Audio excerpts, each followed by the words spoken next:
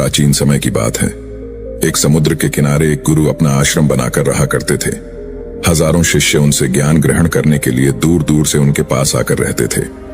गुरु का ज्ञान देने का तरीका भी बहुत ही अनूठा था। शुरुआत में वो अपने शिष्यों को उपदेशों के माध्यम से ज्ञान देते थे। उसके बाद वो अपने शिष्यों को उस ज्ञान का अनुसरण करने के लिए कहते थे।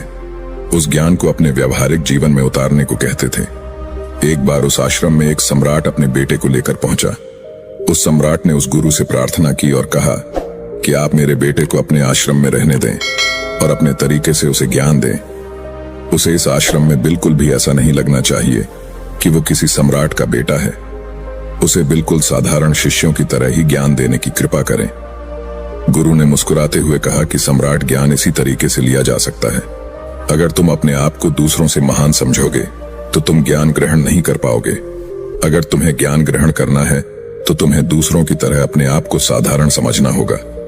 यही ज्ञान ग्रहण करने की सबसे पहली सीढ़ी होती है। तुम निश्चिंत रहो, आज से तुम्हारे बेटे की जिम्मेदारी मेरे कंधों पर है। यह कहकर गुरु सम्राट के बेटे को अपने साथ लेकर समुद्र के किनारे टहलने के लिए निकल गए। आश्रम के बाकी सभी बच्चे उस सम्राट को देख रहे थे। सम्राट अपने बेटे को अपने रथ पर बिठाकर लाया था, जिससे सभी बच्चे समझ गए थे कि यह बच्चा सम्राट का बेटा है। इसी वजह से आश्रम के सभी बच्चे सम्राट के बेटे की तरफ आकर्षित हो गए थे। जब गुरु सम्राट के बेटे को लेकर समुद्र पर टहल रहे थे तो सम्राट का बेटा अचानक फूट फूट कर रोने लगा, क्योंकि अभी वो सिर्फ 12 वर्ष का था और 12 वर्ष की आयु में उसके पिता उसे अपने से दूर करके चले गए थे। ये सदमा वो बच्चा सहन नहीं कर पा रहा था। वो नहीं समझ पा रहा था कि उसके पिता उसकी भलाई के लिए उसे उस गुरु के पास करके गए हैं। उसे रोते हुए देखकर गुरु ने कहा कि बेटा, मैं तुम्हें चुप नहीं करूंगा। हो सकता है कि आज मैं तुम्हारे आंसू पोंछ दूं, लेकिन कल तुम फिर अपने आप को अकेला पाओगे। याद रखना, जीवन में इंसान अकेला आता है और अकेला ही जाता है। जितनी जल्दी जो इंसान इस बात को समझ लेता है, वो उतनी जल्दी आत्मज्ञान के रास्ते पर निकल जाता है। गुरु ने अपनी बात आगे बढ़ाते हुए कहा कि जो इंसान अकेला रहना सीख लेता है वही खुद से प्यार कर पाता है, और जो खुद से प्यार करना जानता है वो किसी के भी जाने का अफसोस नहीं करता, क्योंकि वो खुद से ही प्यार करता है। धीरे धीरे तुम आश्रम के माहौल में ढल जाओगे। शुरुआत में तुम्हें समस्या आ सकती है, लेकिन कुछ दिनों के बाद तुम इसे आत्मसात कर लोगे। उसके बाद तुम्हें यही जगह बहुत अच्छी लगने लगेंगी। ये जगह तुम्हें अपने महल जैसी लगने लगेंगी। संध्या हो चली थी। समुद्र के दूसरे छोर पर सूरज छिपने लगा था और अपनी लालिमा पूरे आसमान में बिखेर रहा था। बहुत ही सुंदर दृश्य था और गुरु शिष्य को अपने साथ लेकर आश्रम में वापस लौट आए।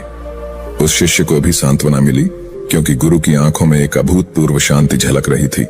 और जब हम किसी एकांतवासी गुरु की आंखों में वो शांति देख लेते हैं तो हमारे हृदय से भी सारा भार हट जाता है। मन एकदम निर्मल हो जाता है। जब सम्राट का बेटा रात्रि का भोजन करने के लिए भोजन कक्ष में पहुंचा तो आसपास के सभी शिष्य उसके पास आने लगे। उन सभी को पता था कि यह सम्राट का बेटा है और अगर हम इससे दोस्ती कर लेते हैं तो उससे हमारा बहुत फायदा होने वाला है। यही सोचकर आश्रम के ज्यादातर शिष्यों ने उसे घेर लिया था। बस कुछ बच्चे जो अकेले रहने का महत्व समझते थे, जो दिखावे में विश्वास नहीं करते थे, वो उस सम्राट के बेटे के पास जाने की बजाय अपना पूरा ध्यान खाने पर लगा रहे थे और एकांत में बैठकर अपना भोजन कर रहे थे। कुछ दिनों के बाद सम्राट के बेटे की आश्रम के ज्यादातर बच्चों के साथ दोस्ती हो गई। अब वो आश्रम में उन बच्चों के साथ घूमता, उन्हीं के साथ अपना ज्यादातर समय बिताता। आखिरकार वह सम्राट का बेटा था, सुख सुविधाओं में पला हुआ था। आसपास बहुत से दास और दासियां होते थे। आसपास अपने मित्रों से घिरे होना, वही दिनचर्या उसने इस आश्रम में भी अपना ली थी। ऐसा नहीं था कि गुरु को यह सब पता नहीं था, पर गुरु उसे अलग तरीके से ध्यान देना चाहते थे। बच्चों को ज्ञान आप उपदेश देकर नहीं दे सकते, उन्हें साक्षात्कार कराना होता है। उसके बाद उन्हें वो बात समझ आती है जो आप समझाना चाहते हैं। गुरु को ये बात पता थी कि अगर मैं इसे बोलकर बताऊंगा तो ये कभी समझ नहीं पाएगा। मुझे ऐसे दिखाना होगा, इसे एहसास कराना होगा कि अकेले रहकर तुम अपनी शक्तियों को जान पाओगे। ये सीख देने के लिए गुरु एक दिन उस शिष्य को अपने साथ एक ऊंची चोटी पर ले गए। चोटी पर पहुंचकर गुरु ने उसे शिष्य से कहा कि अब तुम्हारा ज्ञान पूरा हो चुका है, बस एक आखिरी रात तुम्हें यहां पर बितानी होगी। उसके बाद अगले दिन शाम को मैं तुम्हारे राजमहल में तुमको पहुंचा दूंगा। वो बच्चा तो ये सुनकर बहुत खुश हो गया कि अब मैं वापस अपने राजमहल चला जाऊंगा। फिर से मेरे दास और दासियां, सारी भोग की वस्तु ये मेरे पास होंगी। उस शिष्य ने गुरु से पूछा कि गुरुजी, मुझे आज रात आप यहाँ चोटी पर क्यों रहने को कह रहे हैं? आखिर मुझे कौन सा आखिरी ज्ञान यहाँ से मिलेगा? गुरु ने मुस्कुराते हुए कहा कि यहाँ पर चट्टान के पीछे तुम्हें छिपकर बैठना होगा। यहाँ पर रोज रात को एक बाज आता है। बाज को देखना है, बहुत गौर से देखना है, हर गतिविधि देखनी है, और उस बाज को देखने के बाद अगले दिन अगर तुम उस बाज की खूबियां मुझे बता पाए तो मैं तुम्हें तुम्हारे राजमहल वापस भिजवा दूंगा।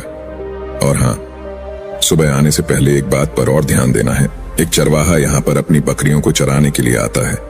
तुम्हें उन बकरियों की गतिविधियां भी देखनी है। याद रखना, बाज की गतिविधि रात को और बकरियों की गतिविधि सुबह। अगर तुम दोनों की गतिविधि ध्यान से देखकर मुझे बता पाए तो तुम इस आश्रम से हमेशा के लिए आजाद हो जाओगे। तुम्हारा ज्ञान पूरा हो जाएगा। मैं तुम्हारे पिता को कह दूंगा कि यह बच्चा हमारे आश्रम का सबसे ज्ञानी बच्चा है। यह कहकर गुरु अपने आश्रम में वापस लौट आए और वो बच्चा वहीं पर उस चट्टान के पीछे रुका हुआ उस बाज का इंतजार करने लगा। काफी वक्त बीत जाने के बाद वहां पर एक बाज अपने बच्चों के साथ पहुंचा।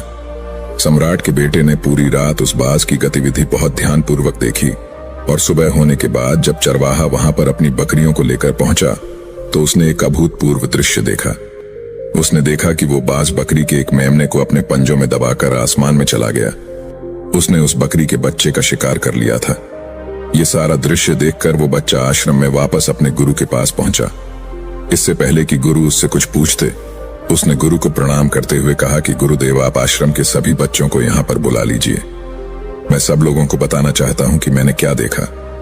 जब आश्रम के सभी बच्चे वहां पर पहुंच गए तो उस सम्राट के बेटे ने कहना शुरू किया कि मैंने अपने जीवन में बहुत से पक्षियों को देखा है, लेकिन बाज उन सभी पक्षियों में से सबसे अद्भुत और सबसे अलग होता है।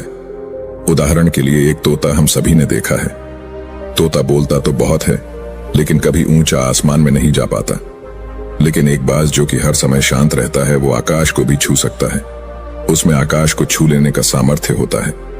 जब भी एक बाज अपने शिकार को निश्चित कर लेता है तो वह उसी शिकार पर अपनी नजरें लगाए रहता है, चाहे वो कितनी भी ऊंचाई पर क्यों ना हो, चाहे कितना भी खतरनाक तूफान क्यों ना आ जाए, लेकिन उसकी नजर हमेशा अपने लक्ष्य पर स्थिर रहती है। आज सुबह जिस बाज को मैंने देखा, उसने हर बकरी को अपना शिकार नहीं बनाया, बल्कि उस बकरी के झुंड में से उसने उस बकरी के मेमने को अपना शिकार बनाया। पहली बात, उस बाज की तरह हमें भी अपना ध्यान अपने एक ही लक्ष्य पर स्थिर रखना चाहिए, चाहे कितनी भी रुकावट क्यों ना आए। हमें अपना लक्ष्य स्पष्ट दिखाई देना चाहिए, पर पूरी एकाग्रता के साथ ध्यान देना चाहिए। तीसरी बात जो मैंने उस बाज से सीखी और जो हम सभी को सीखनी चाहिए, वह यह है कि बाज कभी भी दूसरे पक्षी के साथ नहीं रहता। वो हमेशा आकाश में अकेला रहता है। इससे हमें यह सीख लेनी चाहिए कि हमें कभी भी छोटी सोच वाले लोगों के साथ नहीं रहना चाहिए। आखिरकार हम भी वही बन जाते हैं जिनके साथ हम रहते हैं। इसीलिए या तो महान सोच वालों के साथ रहो या फिर अकेले, क्योंकि जब हम अकेले रहते हैं तभी हम खुद की ताकत और खुद की कमजोरियों को जान पाते हैं। कमजोरियों को जानकर उनको दूर कर सकते हैं और अपनी ताकत को जानकर उसका सही इस्तेमाल कर सकते हैं। लेकिन वो तभी संभव होगा जब हम अकेले रहना सीखेंगे। चौथी सीख जो हमें एक बाज से लेनी चाहिए कि एक बाज हमेशा अपनी सीमाओं से ऊपर रहता है। जब तूफान आता है तो हर एक पक्षी अपने घोंसले की तरफ भागता है, खुद को छुपाने की जगह ढूंढता है, लेकिन बाज ऐसा कुछ भी नहीं करता। वो खुद की सीमाओं को हटाकर बादलों से भी ऊपर जाने का प्रयास करता है। हवाएं उसे धक्का मारती है, पंख उसके भारी हो जाते हैं, पानी और धूल की वजह से कुछ दिखाई नहीं देता, लेकिन वो फिर भी आसमान की तरफ जाता रहता है और अंततः बादलों से भी ऊपर निकल जाता है और वहां तब तक ऊपर जाता रहता है जब तक मौसम ठीक नहीं हो जाता। अपनी सीमाओं को सिर्फ इसलिए हटा पाता है क्योंकि वो समस्या के आने पर उससे घबराता नहीं है, उसे डर कर बचने का प्रयास नहीं करता, बल्कि एक सकारात्मक नजरिए के साथ उसका सामना करता है।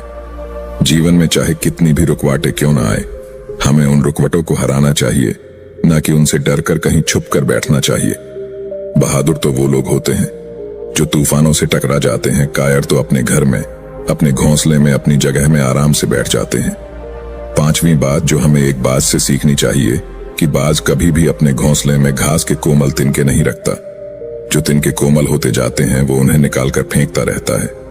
उसी तरह चाहे कितनी भी आरामदायक जिंदगी आपको मिली हो, लेकिन उस आराम से ऊपर उठकर अपने आलस्य को हटाकर जीवन में मेहनत करते रहना चाहिए। जीवन में पसीना बहाना चाहिए, शारीरिक मेहनत करनी चाहिए। अपने घोंसले से कोमल तिनके उठाकर फेंक दो और आज ही अपने आलस्य को हटाकर निकलो। हर दिन अपने आप को चुनौतियां दो, हर दिन मुश्किलों का सामना करो, क्योंकि वही मुश्किलें तुम्हें मजबूत बनाएंगी। जंगल के राजा शेर को भी झुंड बनाकर शिकार करते हुए देखा जा सकता है, लेकिन बाज हमेशा अकेला शिकार करता है, क्योंकि वो जानता है कि झुंड में रहना हौसला तो देती है मगर साहस छीन लेती है। आदमी को हमेशा अकेले ही आगे जाना होता है। यही कारण होता है कि वो जल, थल और नभ सभी जगहों पर अपने शिकार का परचम लहरा सकता है। बाज की उम्र लगभग 70 साल की होती है, लेकिन 40 साल में ही उसका शरीर पुराना हो जाता है। नाखून उसके पैरों में धंसने लगते हैं, पंख उसके शरीर में चिपक जाते हैं, उसकी चोंच खराब हो जाती है, उसका शरीर भारी हो जाता है। ऐसी स्थिति में शिकार करना तो क्या, जीने की भी हालत नहीं रहती उसकी। ऐसे में उसके पास सिर्फ 2 विकल्प होते हैं। पहला, या तो वह खुद की इस अवस्था को स्वीकार कर ले और भूखा प्यासा मर जाए, किसी दूसरे जानवर का शिकार बन जाए, और दूसरा विकल्प यह होता है कि वो 6 महीने एक बहुत ही दर्दनाक प्रक्रिया से गुजरे और खुद को फिर से पहले जैसा मजबूत बना ले। लेकिन बाज दूसरा विकल्प चुनता है। इसके लिए वो खुद को एक बहुत ही ऊंचे चोटी पर ले जाता है, जहां वह पहले अपने सारे पंख खींच खींच कर निकालता है और फिर चट्टान पर पैर मार मार कर अपने पंजे को तर देता है। उसके बाद उसी चट्टान पर अपनी चोंच को पटक पटक कर पुराना हिस्सा निकाल देता है और इस लहूलुहान अवस्था में खुद को दूसरे जानवरों से छुपाता फिरता है। अगले 6 महीने तक वो इसी दर्दनाक प्रक्रिया से गुजरता है और इंतजार करता है नए चोंच, नए पंखों का। तब फिर वो अपनी नई जिंदगी शुरू करता है और निकल जाता है अपने शिकार पर और अगले 30 सालों तक फिर से राज करता है। इसीलिए समय आने पर हमें भी अपनी पुरानी आदतों को त्यागना होता है और कुछ नया सीखना होता है। समय के साथ बदलना होता है, अपने आप को तैयार करना है, वरना हमारा भी शिकार हो सकता है, हम भी पीछे रह सकते हैं। इसके बाद सम्राट के बेटे ने बकरी की विशेषता बताते हुए कहा कि बकरी हमेशा झुंड में चलती है। उन्हें झुंड में एक साथ चलने से हिम्मत मिलती है, लेकिन जैसे ही उन पर शिकार होता है वैसे ही वो बकरियां तितर बितर हो जाती। उस पूरी बकरियों में से एक भी बकरी अपने साथी की मदद करने के लिए वापस नहीं लौटती। इससे हमें यह सीख मिलती है कि हमारे साथ कितने भी लोग हो, किसी पर भी यकीन नहीं करना। यकीन करना तो खुद पर करना, क्योंकि बुरा समय आने पर वो बकरी तितर बितर हो जाएगी, आपको पता ही नहीं चल पाएगा। गुरु को प्रणाम करते हुए सम्राट के बेटे ने अपने गुरु से कहा कि गुरुदेव, अगर मुझसे कोई सीख रह गई हो तो कृपया करके आप बताने की कृपा करें। गुरु ने सभी बच्चों को संबोधित करते हुए कहा कि ये सभी बातें जो अभी इस बच्चे ने बताई हैं सब सही है, लेकिन ये सारी खूबियां आप लोगों में तभी पैदा हो पाएगी जब आप अकेले रहने का अभ्यास करेंगे। आपने देखा होगा कि बाज कभी भी किसी दूसरे पक्षी के साथ नहीं रहता, ना ही किसी के साथ अपनी दोस्ती बनाता। वो आसमान में अकेला रहता है और अकेला रहने की वजह से वो अपनी ताकत और अपनी कमजोरियों को जान पाता है। इसके बाद गुरु ने अपनी बात खत्म करते हुए कहा कि मैं आज रात इस सम्राट के बेटे को इसके राजमहल में पहुंचाने के लिए जा रहा हूं, क्योंकि इसकी सीख यहां पर पूरी हो गई है। और यह कहकर गुरु उस सम्राट के बेटे को राजमहल की तरफ ले जाते हैं। तो दोस्तों, ये थी आज की कहानी। तो वीडियो को लाइक करके अनजाना पथ चैनल को सब्सक्राइब करें और कमेंट बॉक्स में नमो बुद्धाय जरूर लिखें। और दोस्तों, आपका जो भी सवाल है वो आप इस वीडियो में पूछ सकते हैं। धन्यवाद। नमो बुद्धाय।